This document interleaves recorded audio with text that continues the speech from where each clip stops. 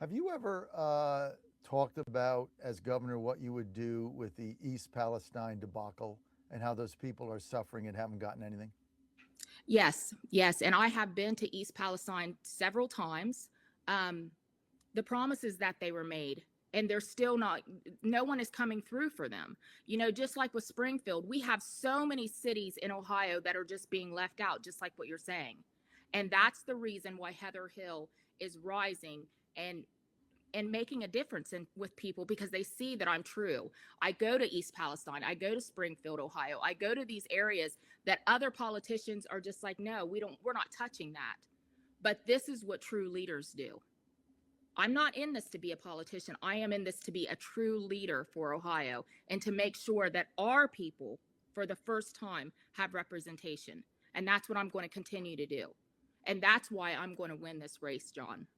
So, if you're not the nominee, are you going to back the guy for governor? No, no, I am not.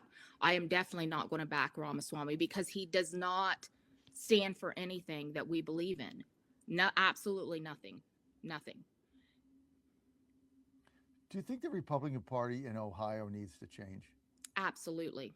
Absolutely. The Republican Party is notorious for being sexist. They are notorious for working against grassroots candidates. I mean, if you look at me, and you look at me and you go issue by issue, I literally, like I keep saying, I say and I say and I say, I check every single box. But when I first went in there to announce my candidacy, what was I met with? I was met with being cussed out and called the police to have me removed from the headquarters. So it's one thing after another where they're attacking. If you look at my campaign versus Mary Taylor's, it's almost identical to what they did when she was trying to run for governor. And if you look at what they've done with other grassroots candidates, Blystone and different candidates, it's one thing after another. They are trying to attack us, they try to intimidate us, but the difference with Heather Hill is I have not dropped out. What they do is they try to attack, they try to do everything that they can to get us to drop out, and I'm not leaving this race. I was called into this race, like I said, by a higher power, and I'm not leaving until God says it's time for me to leave. Well, you said the party is sexist, yet their national committee woman, right?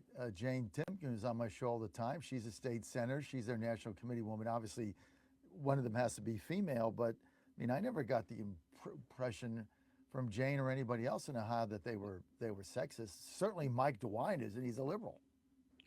um Jane Tipkin is a perfect example. Why is there only one Jane? Why is there only one? But Jane is state senator. Jane ran for Senate. We backed her and followed her in that campaign. I thought she would have been extraordinary as senator. Actually, Vance ended up getting Trump's backing and winning, but I never felt in that campaign that Jane was discriminated against by the party. And you know what? I'm not trying to offend you, John, but you're not going to feel it. You are not going to feel what it is like to be a female in the Republican Party. You're not going to feel that. Just like Marjorie Taylor Greene, you know, it's happening, John. It's happening. Okay. And we have to stand up, we have to fight, and we have to not give up on this fight because we are, I am in this particular situation the best for Ohio. Well, you certainly bring up some interesting points for us to ponder, no question about it. Uh, Listen, when you're in a fight where the odds are stacked against you, but you're willing to take it and get your message out, I commend that. Absolutely. I mean, that's what we need. That's what I'm doing in Washington D.C. Yes, People you say, are. And I'm very What? proud of what you're doing. Why are you running? And Trump gets 7% of the vote. What the hell are you running for? Because you got to change it. I mean, if you don't get in the game, Heather, if you don't get in the game, you basically concede, and you got to get. Absolutely. So I respect what you're doing. You're certainly a very uplifting and well spoken and articulate young woman.